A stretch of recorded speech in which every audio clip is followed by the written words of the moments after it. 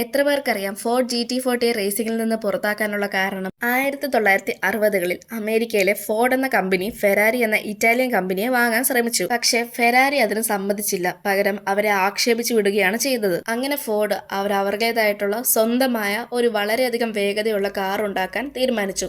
അതും ഫെരാരിയെ തോൽപ്പിക്കാൻ വേണ്ടിയിട്ട്. പിന്നീട് 1964 എന്ന് പറഞ്ഞാൽ ഈ സംഭവം നടന്ന് 4 വർഷങ്ങൾക്ക് ശേഷം ഫോർഡിന്റെ GT40 എന്ന കാറ് പുറത്തിറങ്ങി. ഈ കാറ് വളരെ വേഗത്തിൽ ഓടാൻ കഴിയുന്ന ഒരു റേസിംഗ് ബുള്ളറ്റ് ആയിരുന്നു. ശേഷം 1966 മുതൽ 1969 വരെ GT40 ലോകപ്രസിദ്ധമായ ലേമാൻസിൽ 24 hour റേസ് എന്ന് പറയുമ്പോൾ ഒരു ദിവസം നീണ്ടു നിൽക്കുന്ന വലിയ റേസ് തുടർച്ചയായി 4 വർഷം ജയിച്ചു. ഇത് കണ്ട് മറ്റു കമ്പനികൾ, പ്രത്യേകിച്ച് യൂറോപ്പിലുള്ളവർ ഭയപ്പെട്ടു. GT40യുടെ ആധിപത്യം കുറയ്ക്കാൻ FIA ഇന്റർനാഷണൽ ഓട്ടോമൊബൈൽ ഫെഡറേഷൻ പുതിയ നിയമങ്ങൾ കൊണ്ടുവന്നു. 1970കളിൽ ഈ നിയമങ്ങൾ പ്രാബല്യത്തിൽ വരികയും ഫോർഡ് GT40 പോലെയുള്ള കാറുകൾക്ക് അനുമതി നിക്ഷേപിക്കപ്പെടുകയും ചെയ്തു. ഇതോടെ ഫോർഡ് GT40 പൂർണ്ണമായും റേസുകളിൽ നിന്ന് ഒഴിവാക്കപ്പെട്ടു. GT40 ഇപ്പോഴും ഒരു ലെജൻഡായി ആണ് ആളുകൾ കാണുന്നത്. നിങ്ങൾക്ക് ഫോർഡ് കാറുകളിലെ ഏറ്റവും ഇഷ്ടമുള്ള കാർ ഏതാണെന്ന് കമന്റ് ചെയ്യ്. ഇതുപോലെയുള്ള കൂടുതൽ വീഡിയോസിനായി ചാനൽ സബ്സ്ക്രൈബ് ചെയ്യാനും ഇൻസ്റ്റാഗ്രാമിൽ ഫോളോ ചെയ്യാനും മറക്കല്ല്.